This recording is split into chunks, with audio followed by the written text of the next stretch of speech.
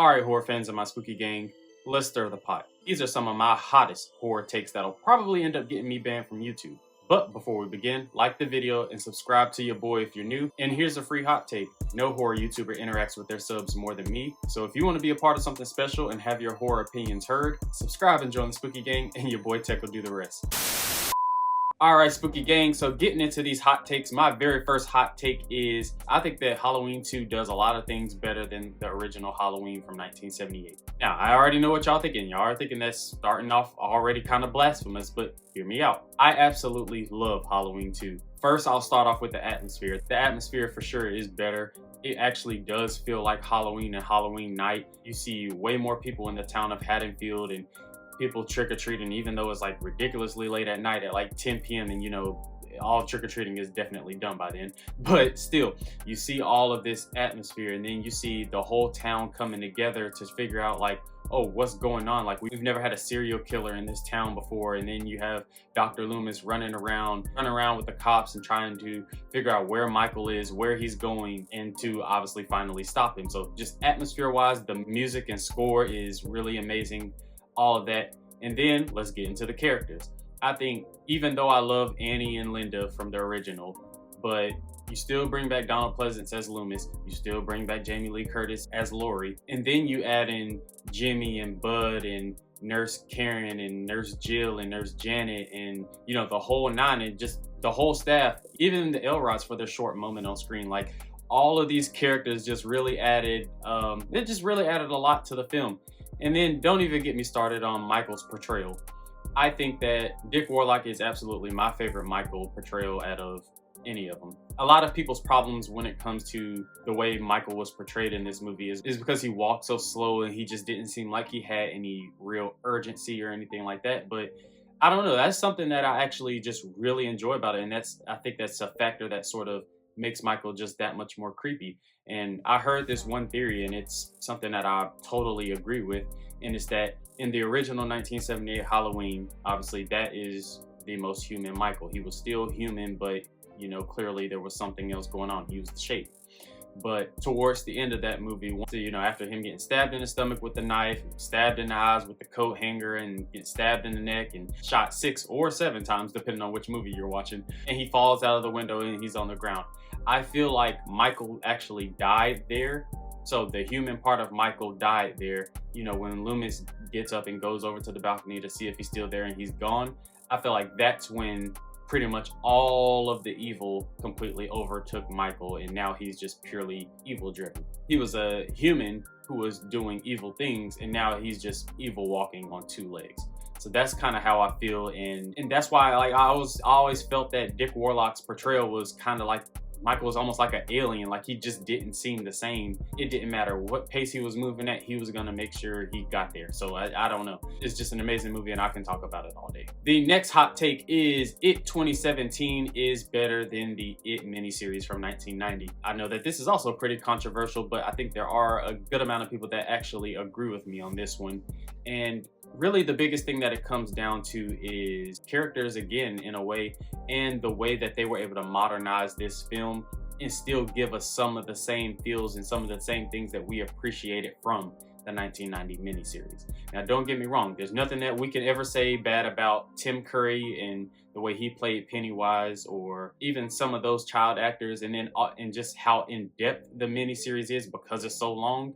But with the 2017 movie, I feel like the cast of characters are better. Overall dynamic between almost everything. So from Pennywise and Bill Skarsgård's performance, all of the kid characters, there were definitely better scares in this movie. I can 100% agree with that. That projector screen was definitely one of the biggest scares of the movie, and I thought that was really good. So I don't know, it's just, to me, everything about it is just kind of better. Like I said, it's not as in-depth or as fleshed out as the miniseries is, just because, like I said, the miniseries is like 3 hours straight of, it's a miniseries. But just a really solid movie all around. It paces really well, and I like that we got to see way more forms of it. So we don't just see Pennywise the entire movie, we see everything else that it can transform into. And so I think that was a big plus, and that's why it's better than the It miniseries. The next hot take that I have is Erin from Your Next is one of the best final girls of all time, bar none. When you want to talk about your final girl being a badass, she is literally the definition of that. Traditionally, when we're looking at our final girls, most of them are just going up against just the one antagonist. So Laurie and Michael Myers, Sydney and Ghostface, Nancy and Freddy Krueger, Jenny and Jason, or even for a final guy, Tommy Jarvis and Jason. You know what I'm saying? Like, usually it's just them and one antagonist or one villain. But in this movie, she takes on the entire family plus some people that they hired. So she kills at least 5 people in this movie to protect herself. And then it's not as if she's running away and then just so happened to, swing her knife or hit them with a bat or something like that at the right time. Like, no, she's full blown attacking them and like doing them dirty. And that's something that I can truly appreciate. She really seemed like ruthless and just so aggressive towards it. And that is something that we really don't see in a lot of final girls. Like I said, I listed them all out. From Sally Hardesty, she was running from Leatherface, but Erin wasn't running from anything. Erin wanted all the smoke, so that's why she's a dog, and she for sure is one of the best final girls of all time. The next hot take that I have is Freddy definitely won in the movie Freddy vs. Jason.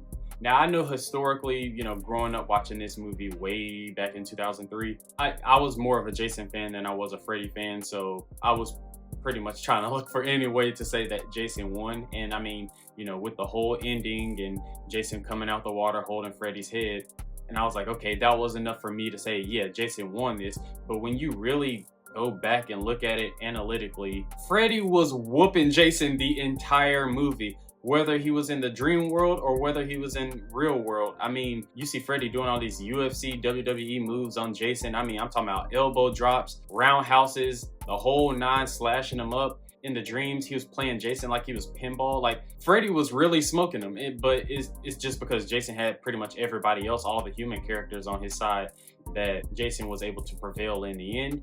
But if it was just a straight head-to-head, Jason was gonna lose that, and Jason was gonna lose it bad. I mean, even down to some of the last parts on the dock when Freddy shoved his glove into Jason's eyes. That really would have been the end if Laurie and Jake Delhomme, I don't know, I forgot what his name is, but for all my football fans out there, specifically Carolina Panthers fans, you can't tell me bro doesn't look like Jake Delhomme. Anyway, without their help, Jason wasn't gonna stand a chance. So, but yeah, Freddy definitely won that. For my next hot take, and I know a lot of people are really not going to agree with this one, but Chucky belongs on Mount Rushmore over Leatherface. Now, I know Leatherface was one of the very first slashers that we got. Okay, we get it, and the original is a classic. But what has Leatherface as a whole done for the horror genre in comparison to Chucky? Chucky has done a whole lot. Chucky still didn't come in too late. He still came in the late 80s, which was still perfectly fine. He's just a better antagonist overall. Leatherface is just kind of this childlike minded serial killer. Chucky is this wisecracking doll, and some of the things that Chucky says is actually hilarious, and everybody was scared of Chucky, and if you weren't scared of Chucky, you really loved Chucky, and the iconic voice from Brad Dourif, and just everything that spawned. And overall, if you look at their franchises head to head, the Child's Play franchise is better. I mean, Child's Play 1, in my opinion, yeah, I enjoy Child's Play 1 better than the original Texas Chainsaw. But if you want to say the original Texas Chainsaw is better, okay, fine. I'm not going to argue with you. But Texas Chainsaw 2 is not better than Child's Play 2. The third Texas Chainsaw is not better than Child's Play 3, in my opinion. The next generation, the only other one that is good in the Texas Chainsaw franchise to me is the 2003 remake. Because the 2013 one with Trey Songz in it wasn't good. The 2021 wasn't good. I enjoy it, but it was not a good movie.